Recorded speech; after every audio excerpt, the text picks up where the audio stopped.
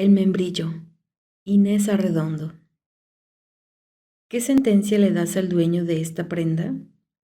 Que bese a uno del sexo contrario. Elisa se horrorizó al ver en las manos de Laura su anillo de colegio. Lo miró otra vez con la esperanza de haberse equivocado, pero a la luz de la hoguera el anillo brilló inconfundiblemente. Laura y Marta se observaban divertidas. Los demás esperaban con una leve tensión que la lastimaba, y tras ella el mar indiferente la hacía sentirse más abandonada. No se atrevió a mirar a Miguel. Besar al novio no es tan desagradable, ¿no les parece? La voz de Marta, la risa de Laura. Tenía ganas de gritarlo. Nunca me han besado. Pero que ellas lo supieran hubiera sido en ese momento la peor humillación. Se levantó con una valentía torpe y lastimosa. Le temblaban las comisuras y se creía que sonreía. Cerró los ojos sin darse cuenta al rozar con su boca los cabellos de Miguel. Marta y Laura soltaron una carcajada, superior y un poco artificial. ¿Eso es todo? Pobre Miguel. Era Laura. Miguel se la quedó mirando fijamente. Tomó con ternura una mano de Elisa y la sentó a su lado. Hubo un silencio pesado. Luego el juego continuó inocente como de costumbre, pero Elisa no podía evitar sentir una vaga vergüenza de sí misma, una pequeña angustia que le dejaba un hueco en el pecho y le hacía huir las miradas. Cuando fue hora de irse, Elisa y Miguel se retrasaron. Caminaron un rato en silencio por la playa. Debes perdonarlas, realmente no lo hicieron con mala intención. Simplemente estaban aburridas de la ingenuidad con que se jugaba. Piensa que son ya mayores y se divierten de otra manera. Tú eres de la edad de ellas. ¿Te aburres, Miguel? Al hacer la pregunta su voz era tímida, casi derrotada. Él se paró para mirarla. Su rostro frágil estaba angustiado. Tenía los ojos húmedos. La abrazó con fuerza, apretando la cabeza contra su pecho para protegerla de aquel pensamiento injusto. La separó lentamente y la besó en los labios. La ternura lo llenó todo, inmensa, sin fondo, y cuando se miraron, quedaron deslumbrados al encontrarla reunida, presente en los ojos del otro. Elisa sonrió en la plenitud de su felicidad y su pureza, dueña inconsciente de un mundo perfecto. Alrededor de ese momento central fue viviendo los días siguientes, hacia adentro, cubriéndolo y recubriéndolo de sueños. La vida tranquila y perezosa de aquel pequeño lugar de verano era roca propicia, y ella se cerró sobre sí misma como una madreperla. Elisa, Elisa, la pelota. Se levantó con desgana, recogió la pelota y la devolvió al grupo gritando, ya no juego. Laura y Miguel todavía estaban dentro del mar, salpicándose y tratando de hundirse mutuamente. Apenas oía sus risas. La vitalidad de Miguel. Se acostó de nuevo sobre la arena con una especie de suavidad mimosa que había en sus movimientos cuando pensaba en él. Al sol, abandonada a sí misma, se quedó adormilada hasta que la voz de Laura la vino a sacar de su modorra. Abrió los ojos incorporándose un poco y la miró caminar hacia ella con lentitud, moviendo acompasadamente su cuerpo hermoso. Traía las manos en la nuca, atándose sobre el cuello los dos tirantes de su breve traje de 2 piezas. Caramba, niña, ¿qué clase de novio tienes? Estábamos jugando en el agua cuando se me desató el nudo de los tirantes, y él, en lugar de voltearse, se me quedó mirando. No tiene importancia, pero te lo digo para que no creas que es tan caballeroso como aparenta.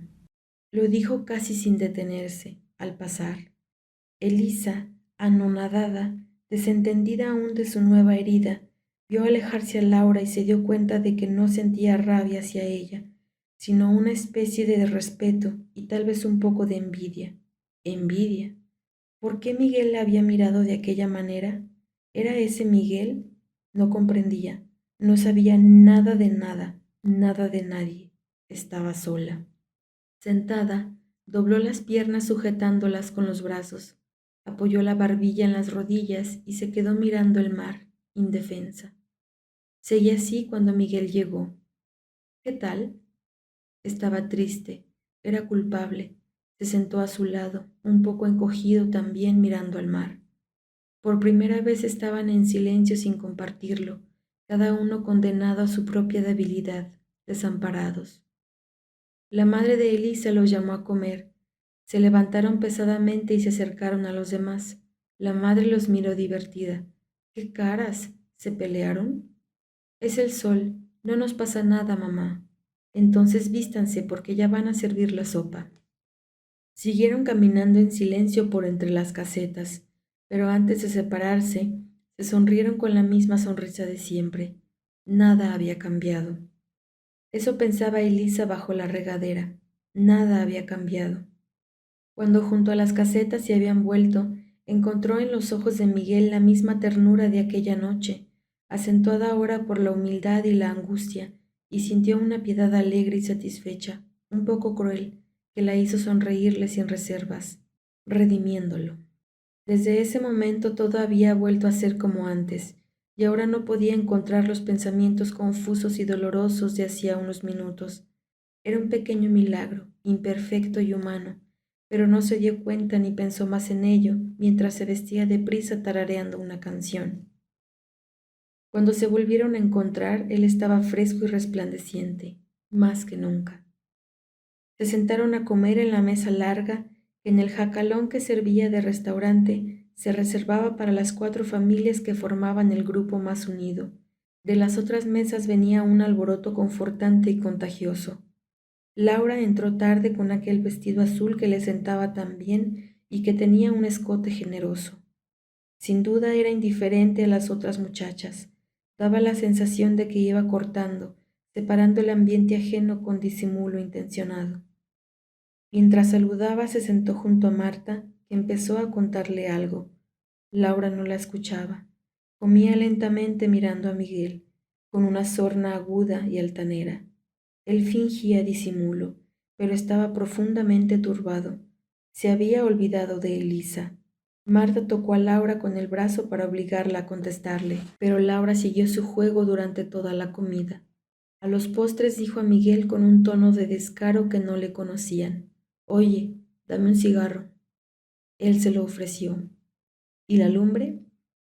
Miguel se levantó encorvándose sobre la mesa. Su mano tembló un poco al ofrecérsela. Ella lo sujetó por la muñeca con fiereza y lo retuvo así muy cerca, hasta que dejó salir la primera bocanada de humo, lenta, acariciante, que rozó la cara de los dos con un tenue misterio moroso. Lo miraba a los ojos fijamente, con una seriedad extraña y animal. Se dio cuenta de que los observaban y soltó una carcajada victoriosa. Qué buena actriz sería yo, ¿verdad? Pero Miguel no tiene sentido de la actuación. Se echó un poco sobre la mesa adelantando un hombro y entornó los ojos exageradamente, imitando a las actrices del cine mudo. Pareció que solo continuaba el juego. Todos rieron menos Marta y la madre de Elisa. Laura miraba desafiante desde un plano de una superioridad desconocida a Miguel. Él bajó los ojos, derrotado. Elisa, empequeñecida y tensa, los observaba. Mientras los demás se fueron levantando para ir a dormir la siesta, Marta se llevó a Elisa. El mar dormitaba. Marta, ¿tú crees que Miguel me quiere? No lo hubiera querido preguntar nunca, a nadie, ni a él mismo. Rompía lo sagrado, se sentía cobarde. Sí, te quiere, y mucho, solo que... ¿Qué? No lo sé, pero lo sabía. ¿Es culpa mía? ¿El qué? No, tú eres una niña, y Miguel te quiere más que a nadie, más que a nada, pero no me preguntes ya. Miguel es un idiota, aunque sea mi hermano, es un idiota. Estaba furiosa, pero mientras gesticulaba y manoteaba, se veía que era rabia de impotencia la suya. ¿Por qué estaba furiosa? ¿Qué era lo que sucedía? Había nubes en el horizonte, y entre ellas el sol se ponía despacio.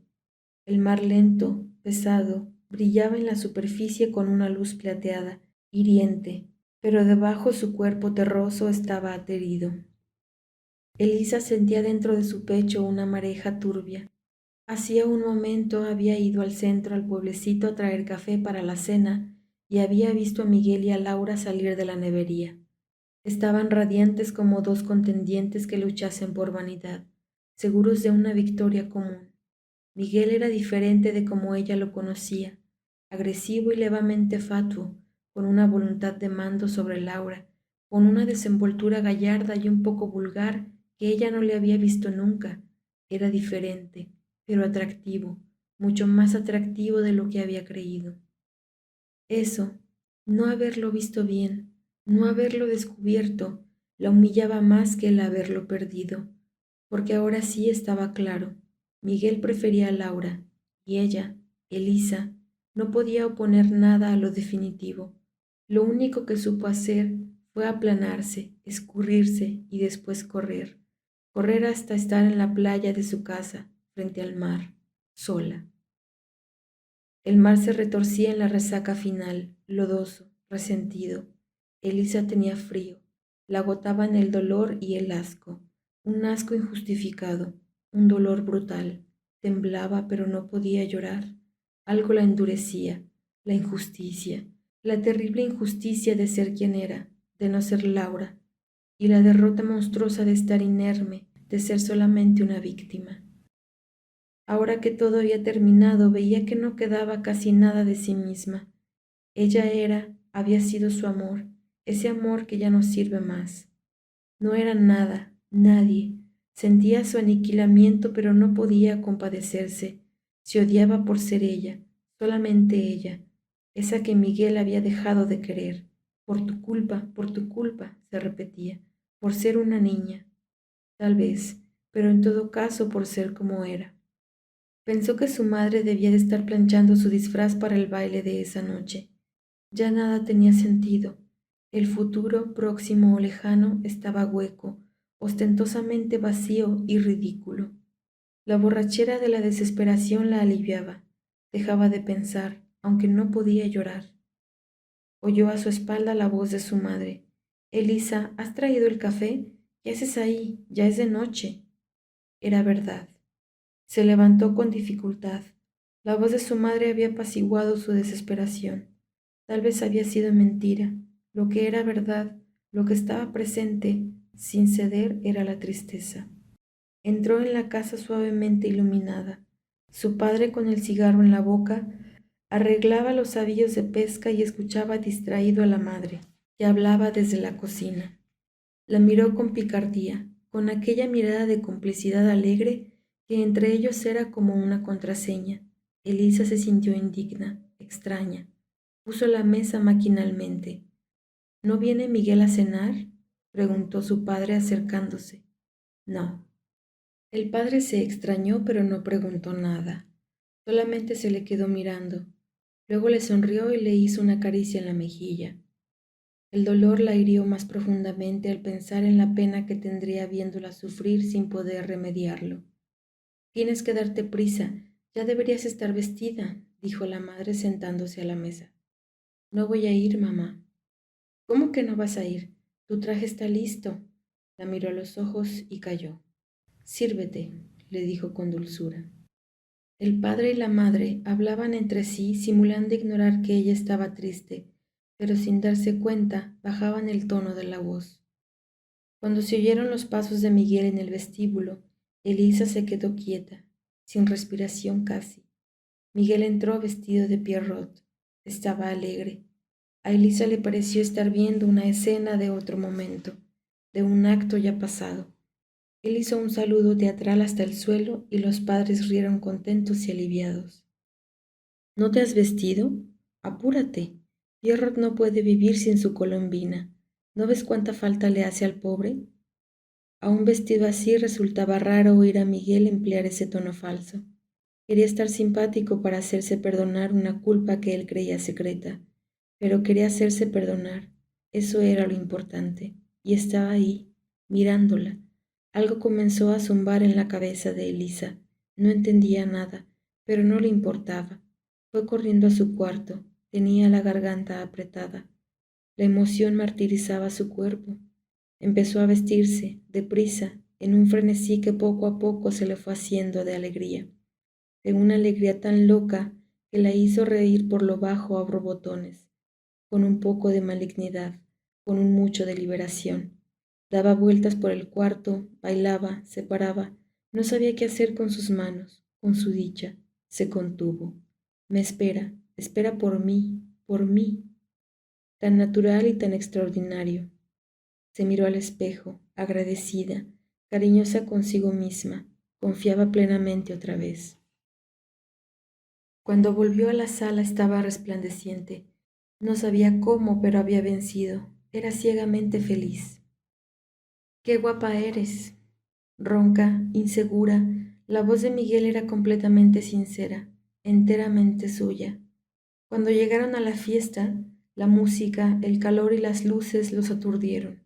A Elisa le pareció un sueño todo, el estar ahí con Miguel, el que todos le saludaban joviales, como si nada hubiese sucedido.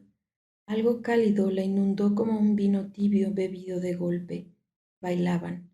Ella volvió a estar en el centro de ese mundo increíblemente equilibrado que había supuesto perdido para siempre.